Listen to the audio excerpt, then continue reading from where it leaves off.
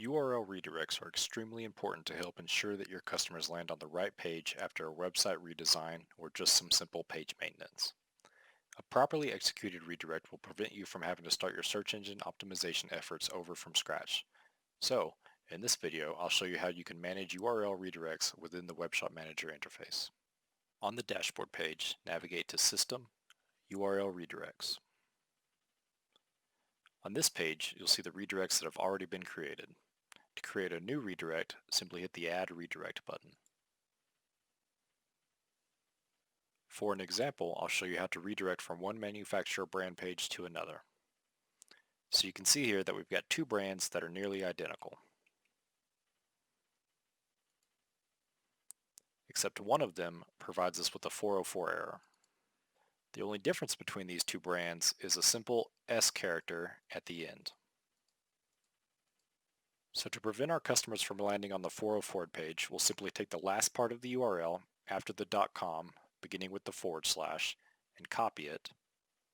And we'll take this fragment of a URL and place it in the top field. This is the incoming URL. So now we need to tell the system where to redirect to. So we'll go over to our correct brand page and copy the same portion. Note that you can copy the entire URL, including the domain if you wish, but it'll work the same either way.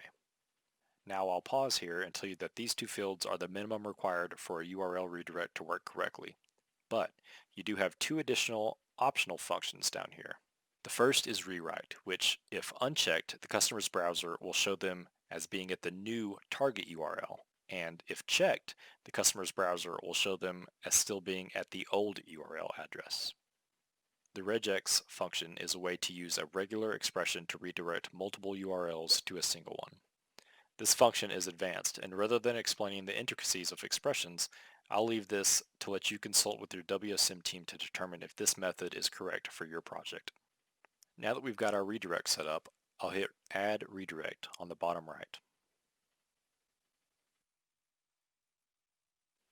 You should note that due to caching, it may take up to 24 hours for the redirect to take effect. But if you'd like to see the results instantaneously, you can manually clear your site's cache by going to System, Configuration, and simply hitting the Save Changes button without making any changes. Now we'll go back over to our redirect and see if it worked.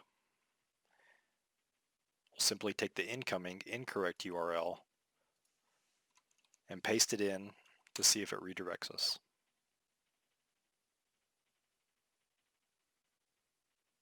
And it did.